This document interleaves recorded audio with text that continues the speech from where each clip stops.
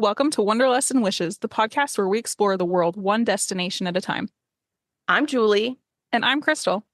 As travel agents with fantastical vacations, we are here to share our passion for travel and help you turn your wanderlust into reality. From hidden gems to bucket list adventures, join us as we dive into the sights, sounds, and stories of our favorite destinations. So grab your passport, pack your bags, and let's embark on this journey together.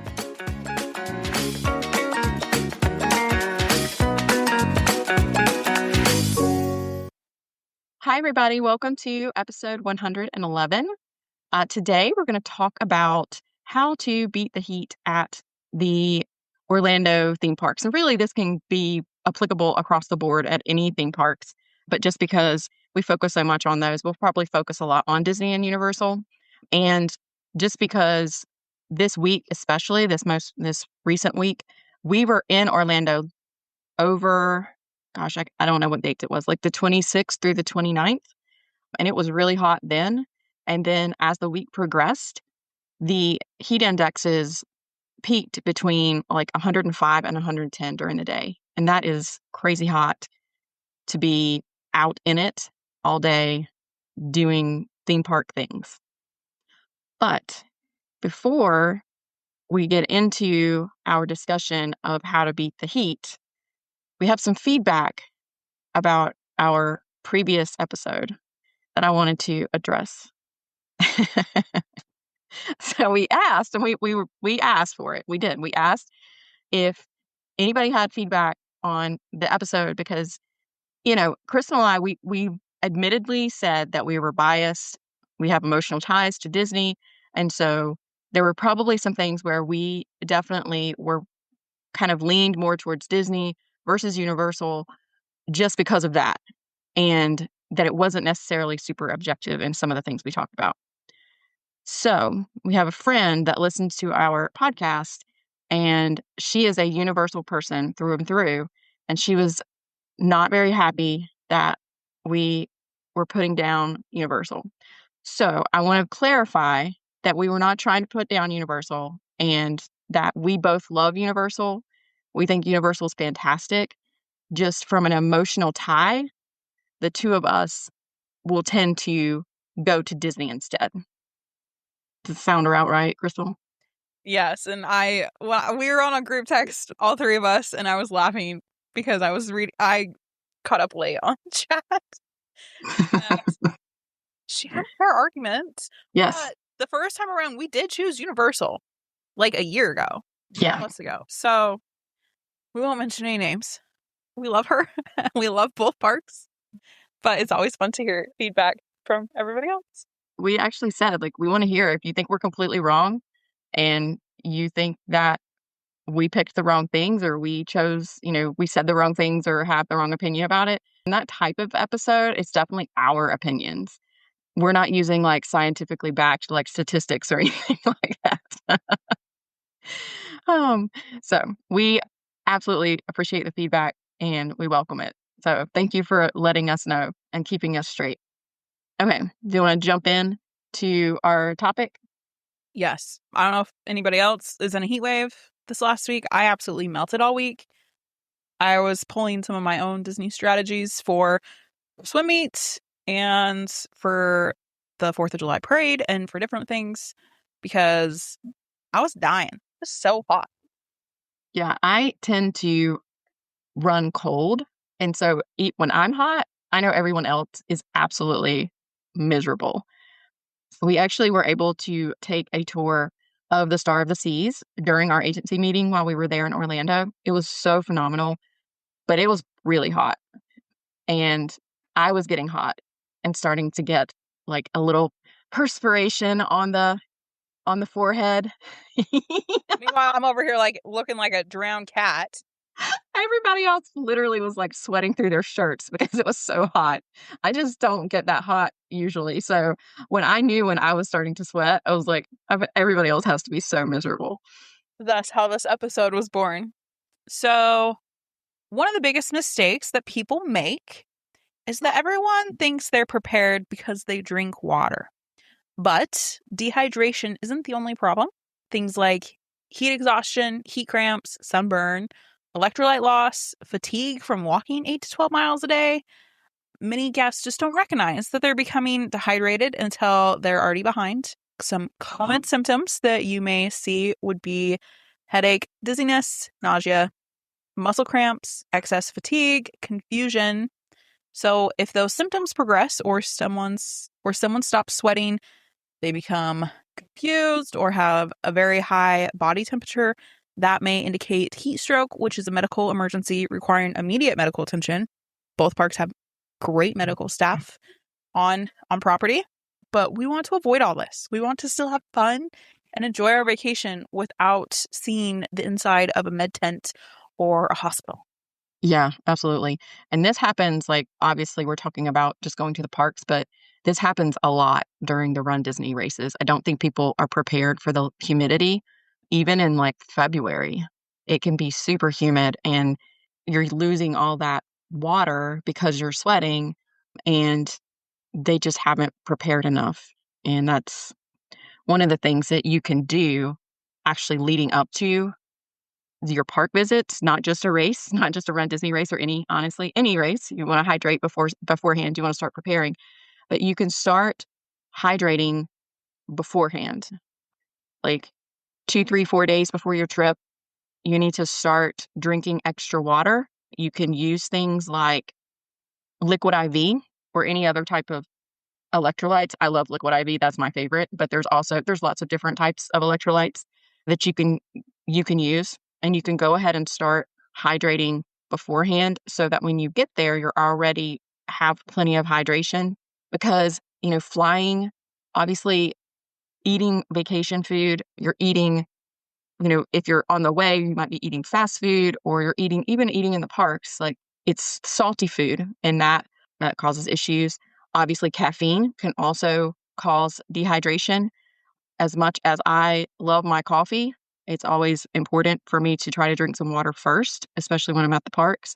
I try to do that at home too, just because it's just better for you to go ahead and hydrate. I always catch myself on travel days not drinking enough. First of all, because I don't want to find a bathroom every half hour, but also just sitting on a plane and they bring water service or drinks one time. My flight down, it was too bumpy, so we didn't even have service. And then it's like, oh, I'd spend 4 or 5 hours and I haven't had anything to drink. So I think the travel day is an easy one to catch you on that. So many first timers don't know this or don't realize this, but both Disney and Universal quick service restaurants will provide complimentary cups of water. Some will set them on their counter, some you just have to ask for them. So you don't have to buy bottled water every time you're thirsty. Bring an insulated water bottle. It may feel like you're packing something extra, but it's worth it. Disney has bottle refill stations throughout the parks, and you can find most of them in the My Disney Experience app. And then at Universal, every Coca-Cola Freestyle machine will dispense complimentary ice water, even if you don't have one of their refill mugs, which makes it incredibly easy to stay hydrated all day. So maybe take like liquid IV or one of the electrolyte packets and rotate every other water, electrolytes, water. But this alone can save a family a surprising amount of money over the course of your vacation if you're not buying bottled water every hour. These water refill stations is something that Universal does really, really well, because it is cold water. It is cold and iced water. You can get ice as well. It's not just like a regular, like, motion sensor water refill like the ones that they have at Disney, which that's still an improvement because they used to not have any. But Universal's Coke Freestyle machines are awesome. I wouldn't be afraid to ask for a pitcher of water if you're sit down and fill up your water bottles. I've done it personally. I know other people who have done it personally, like if you're to sit down. So don't discount that, but you're actually there paying for your meal. Some other things that you can do that can help you avoid the warmest parts of the day.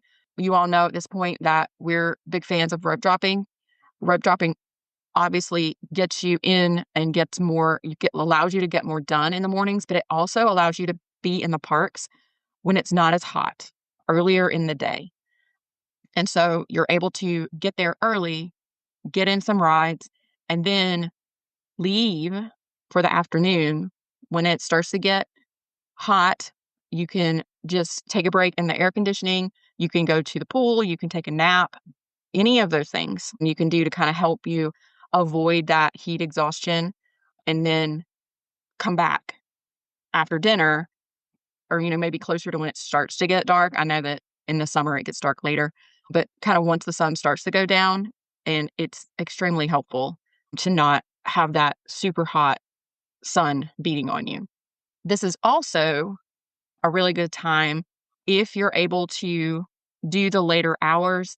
A lot of times the guest of a Disney deluxe resort will offer evening hours, and there are extra evening hours. It's like 2 hours after closing that they will offer, and it's at night. So I think when we were there, they had Magic Kingdom extra evening hours, and it was from like 11 to 1 a.m. We did not go because I was tired from traveling, but that is something that you can benefit from if you're able to stay up. And you not only are you getting out of the heat, but you're also going to get a lot done. Even if you're not staying deluxe, Disney offers a after hours event at most of their parks. It is an extra cost, but sometimes it's worth the extra cost to avoid the heat during the day.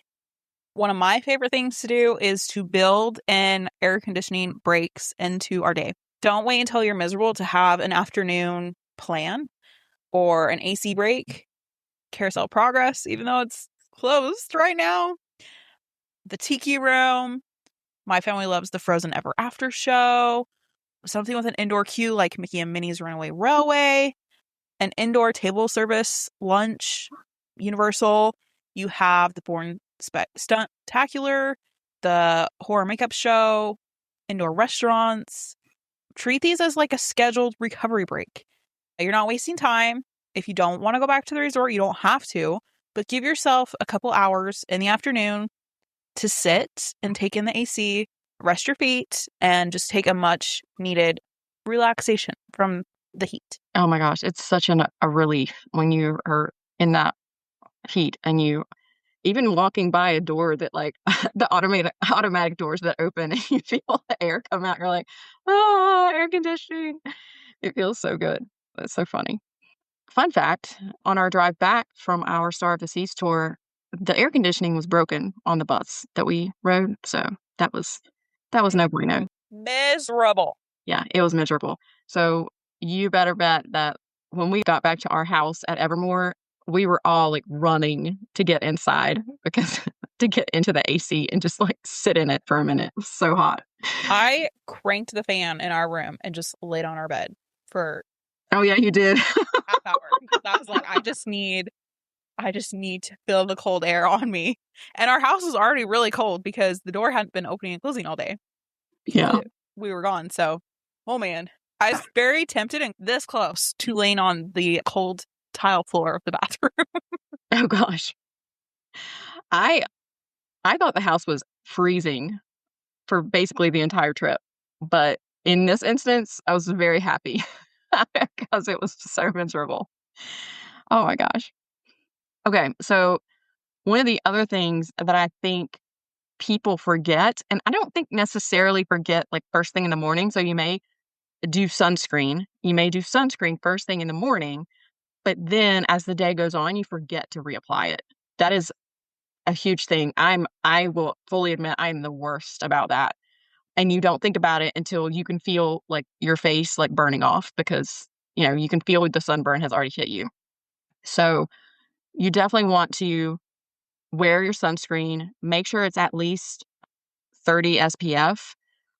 If you can get something that's like, it's quote unquote sweat proof, it's not sweat proof, but it helps to keep it from completely sliding off your face.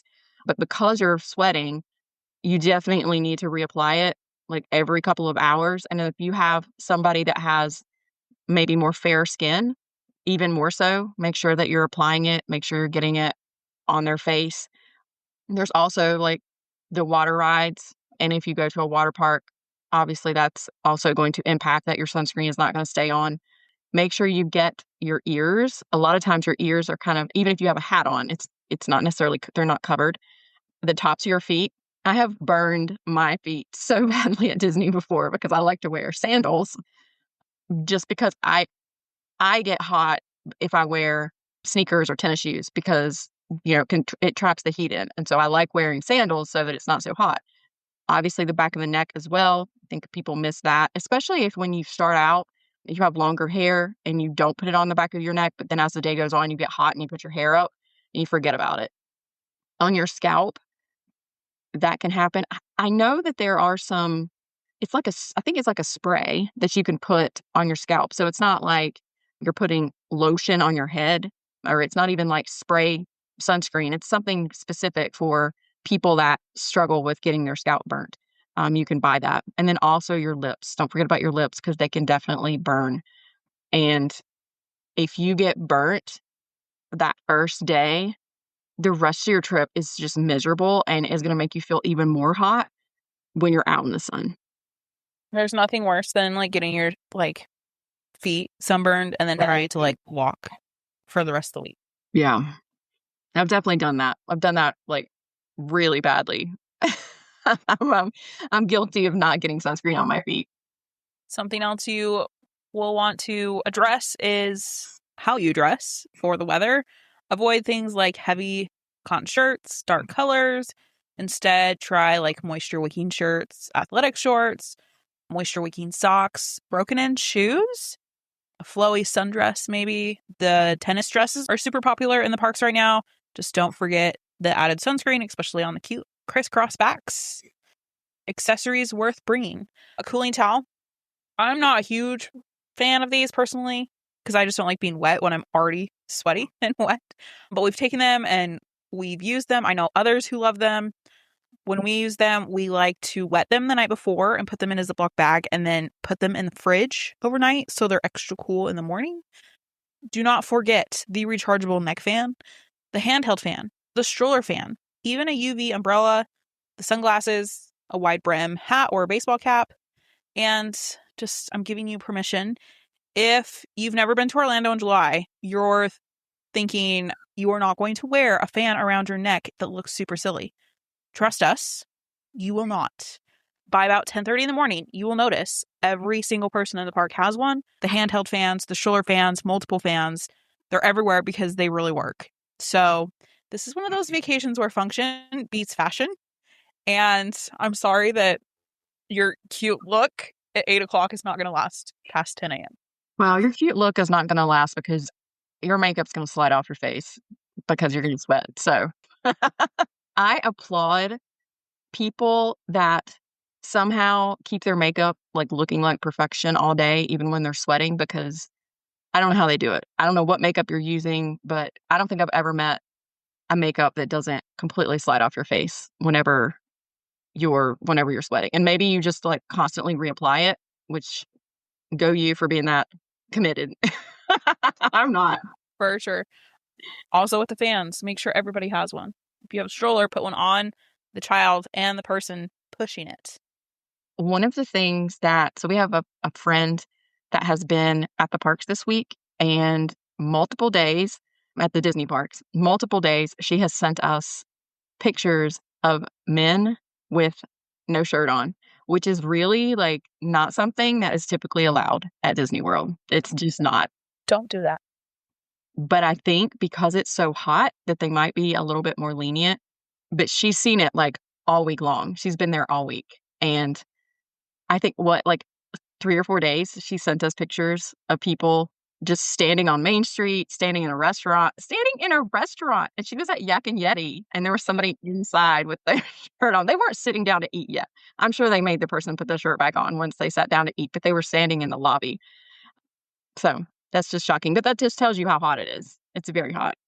And something else that you can do, if you're like feeling really, really overheated, if you could go in the bathroom and just run really cold water over your wrist, it can help cool you off because your skin is thin and your veins are right there.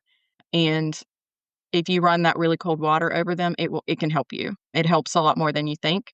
If you just feel like you're really, really overheating and that you may pass out. Obviously, if you think you're going to pass out, like at that moment, you need to sit down. But it's something that can help cool you off a little bit. So this next one is a little tough, I will admit, but really think about your food options. So when you're making choices of what you're going to eat, if you eat something that's really heavy plus having the heat, that can make things worse. It can make you feel more sluggish. So this is where I think having a smaller meal or maybe picking a salad or fruit and not choosing something really heavy like a cheeseburger or fried foods, that's going to help you a lot.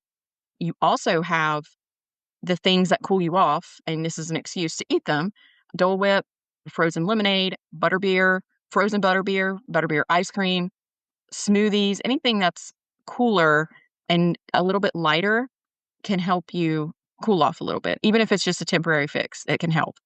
Another favorite is to use water to your advantage. So at Disney, things like Journey of Water inspired by Moana, like just walking through that, feeling the mist.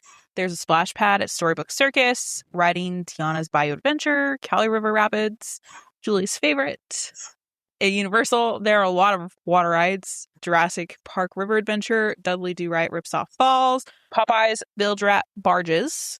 Sometimes getting soaked is exactly what you need to cool off. I go back and forth on this one because, like you just said earlier, being wet and sweaty and hot when it's humid sometimes I think has the opposite effect. I think if you get wet and then you go in to like the AC or you have a fan, that it probably is very helpful. I'm good with Tiana's, even though we got pretty soaked the last time we rode it. But I am not a big fan of water ride, but I completely understand. I do understand the pull, especially when it's hot and wanting to get cooled off a little bit. Yeah, and I think it goes back to like what you're packing. If you do a water ride and you're wearing jeans, you're just going to be wet. So if you have like something that can dry quickly, that you're not just like sitting in the extra wet all day, that's going to help. Yeah. Speaking of water, don't discount the water parks. Disney has two: Disney's Typhoon Lagoon and Disney's Blizzard Beach. Currently, they are offering free water park day on check-in. Universal also has Volcano Bay. So instead of spend another full day walking on hot pavement, a water park may be the reset that you need. It's still a theme park experience, but maybe with a lazy river, wave pool, water slides, and plenty of opportunities to cool off. Some families will even alternate like a park day, water park, park day, and they end up with maybe a little more energy for the rest of their vacation because they just weren't going hard in the parks all day. I could sit in, and I'm terrible with the names of all the different attractions because there's so many at Volcano Bay, but I could do their like rushing river attraction all day. I could just, you put on a life jacket because the has a current to it. I could just sit in there and let it just spin me around their little river setup all day long. I love it. Okay. We kind of touched on this a little bit earlier with rope dropping and coming back for later hours, but basically don't chase the headliners in the middle of the day. One of the biggest mistakes that we see is basically treating every hour of the day the same. And if it's 1:30 in the afternoon, it's 96 degrees, you have 105-degree heat index, and then stand in an outdoor queue because it's the last big kind of checkbox on your list of the rides that you wanted to get in. Like Slinky Dog's a perfect example because it's going to have a 90, 120-minute wait. And that queue is horrendous because it's outside and it's miserable. They do have fans, but it's basically blowing around hot air. So, we understand you don't want to waste your vacation time, but really, if you are standing in line for that hour and a half, 2 hours, and you're miserable and you're hot and and it could make you sick, if you get overheated, that's just going to make your trip not great.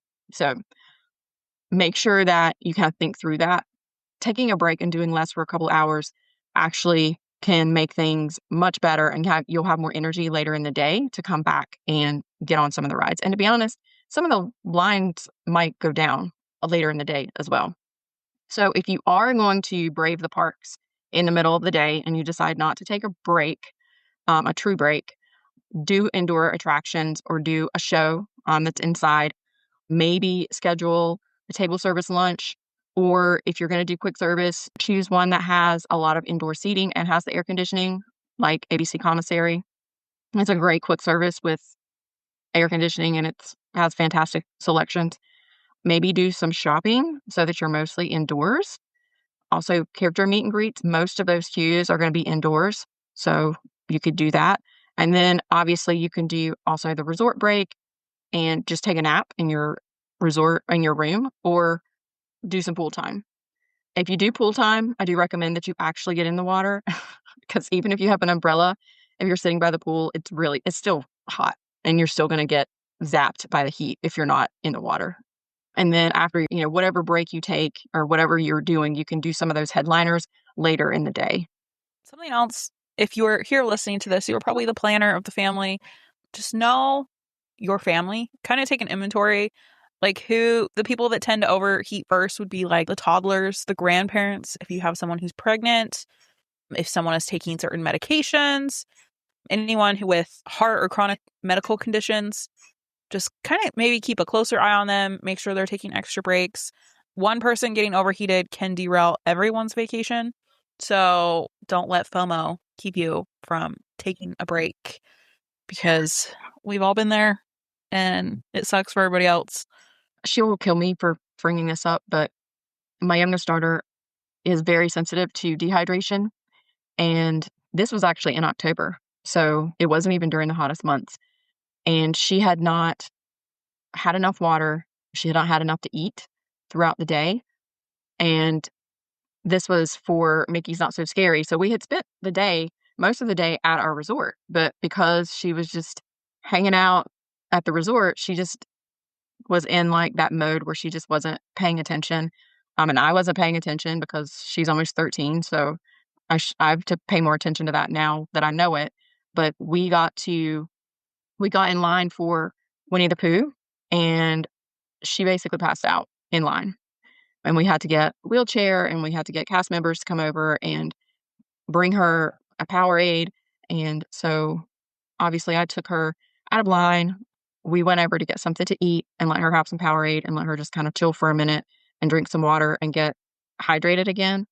She still didn't feel very well for the rest of the night. She was better, but it can definitely put a damper on things when something like that happens, because then especially if you're the parent and your child had something happen, or an older parent or a grandparent, you're going to be worried about that and not focused on doing the other things.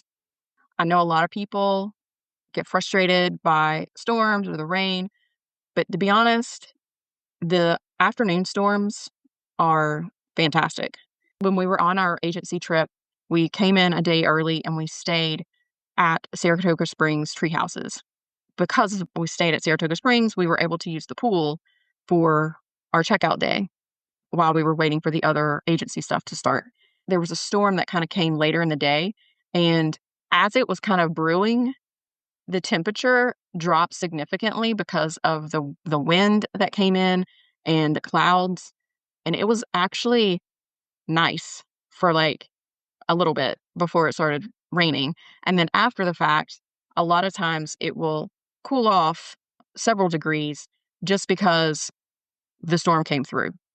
So that can be really helpful to just cool things off a little bit, cool off the pavement. I mean, at a minimum. And when there's a storm, it's a great time to, again, do your indoor rides. If you want to do shopping, take a longer lunch, do an indoor show. Sometimes people leave when it rains. This sometimes can be a good opportunity for you to just kind of wait it out. And there's been a lot of people that have left. And so once the rain passes, then you can jump in and start getting on rides with a lot lower wait times. And it's cooled off. Something else to consider is to change your vacation strategy a little bit. So sometimes the best way to beat the heat isn't packing another gadget, but it's planning your vacation a little differently than you normally would. If you're traveling during the hottest months, consider maybe splurging on experiences that naturally reduce the amount of time you're standing outside. Things that might include a VIP tour. It will let you accomplish a lot more with far less waiting. Maybe club level at your resort. This will give your family a comfortable place to cool off with snacks and drinks during the afternoon, and you're not just stuck in your room. Adding park hopper tickets so you're free to leave during peak heat and return later, maybe going to a different park without feeling like you've wasted the day. That is also great. The park hopper is awesome with the deluxe evening hours because you don't have to say we're going to Magic Kingdom on this day because that's when the deluxe hours are. Adding an extra park day or two so you can slow down instead of trying to cram everything into one marathon of a day. Scheduling a dedicated pool or resort day halfway through your trip. I love this, and I love when we have 2 resort days just to kind of slow down. And then maybe splurging on the express pass or lighting lanes that you normally wouldn't, just so you're not standing in line all day. So sometimes spending a little more upfront might actually make the entire vacation more enjoyable. I'm to a point in my life where spending a little more for convenience is well worth it for me. Yeah, I agree. And to be honest, I think out of all of these things, probably the dedicated pool and resort day, if you can add 1 or 2 of those in, you're basically you are paying for extra nights at the resort, but you're not paying for extra tickets.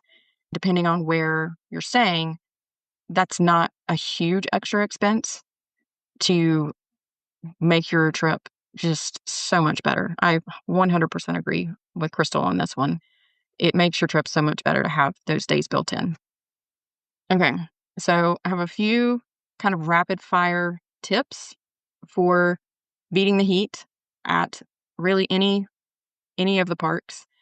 Freeze your water bottle the night before. So fill your water bottle up and freeze it so that you can pack it the next day and it kind of starts to melt down and you have nice cold water. Depending on the water bottle that you have, if it's like really, really good at keeping the temperature the same, then you may want to fill it up maybe halfway and freeze it and then add water the next day because you can't have loose ice in the park. And so that helps you. Pack electrolyte packets instead of buying sports drinks.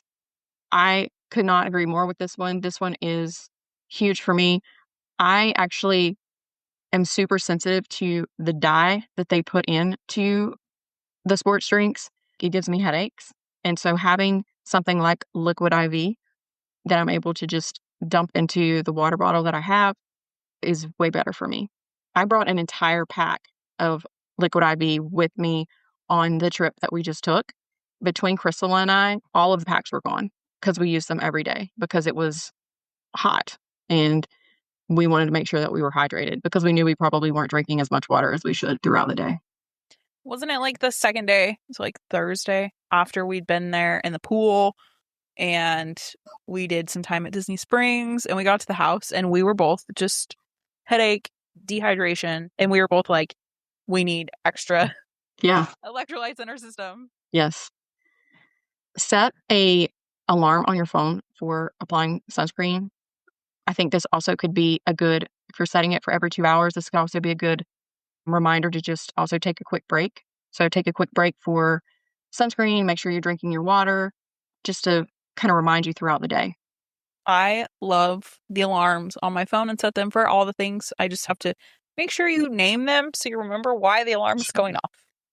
Yes, that's important. Another thing you can do with sunscreen is you can reapply it while you're waiting in an indoor queue. That way you're not outside and sweating and it doesn't feel gross because sometimes, putting the sunscreen on just feels like yuck. This is probably more for a lotion if you're applying it. Don't spray your sunscreen everywhere while you're in an indoor queue. You may get some dirty looks if you do that. Change into dry socks if you get your shoes soaked on a water ride or if it rains. Definitely having extra socks is in my park bag whenever we go. I feel like just having an extra pair to change into mid-afternoon gives you like an extra refresh. Like it's amazing what a clean pair of socks will do at 4 p.m. Yes. Keep a small microfiber towel in your park bag. This is really just to like wipe the sweat off your face or off wherever. Any body parts that are sweating excessively. Someone in your group says that they're fine, but kind of gets really quiet, slows down, maybe looks a little bit red in the face. Make sure that you stop. Get inside for an AC break. drink some water.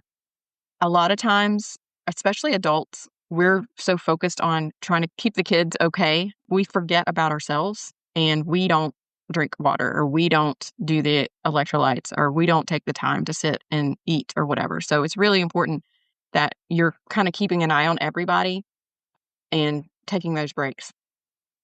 If you burn easily, try wearing one of those shirts that's like a sunscreen shirt that is like dries quickly. It has this sunblock kind of in it, but it's not overly hot because of the material. That can be really helpful. I know it sounds counterintuitive to wear long sleeves and pants, but depending on the material, it can actually be helpful.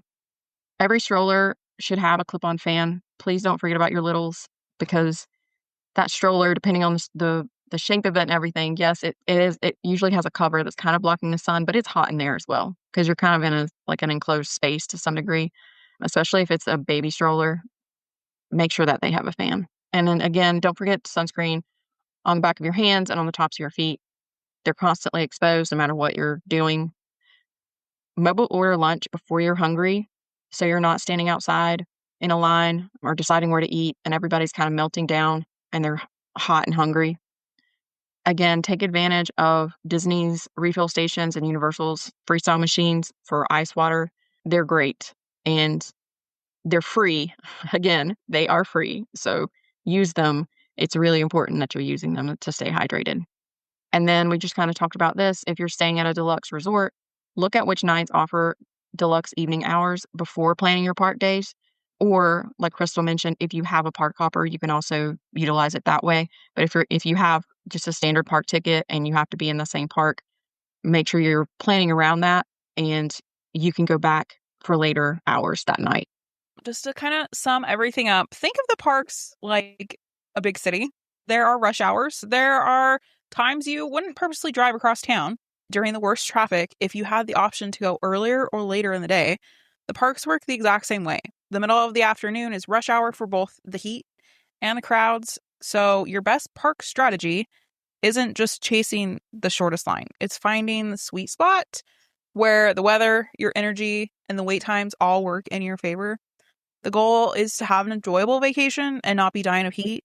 So hopefully one or two of these tips might stand out for you. If there's something we didn't talk about that you use all the time, feel free to shoot us an email or DM. We always love the feedback. Yes, we do. If you have an extra 5 minutes, actually not even 5 minutes, if you have an extra 30 seconds, we would absolutely love for you to leave us a review. It helps our show grow and the algorithm picks up the ratings and makes our show available to more people. We would really appreciate it. Thank you so much for listening this week. We hope you have a fantastic upcoming week, and we will chat with you all next week.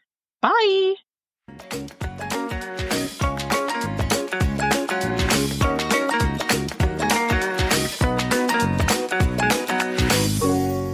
Thanks for tuning in to another episode of Wanderlust and Wishes. If you enjoyed today's episode, don't forget to subscribe and leave us a review on your favorite podcast platform. And remember, the world is full of wonders waiting to be explored. Until next time, happy travels. Bye for now.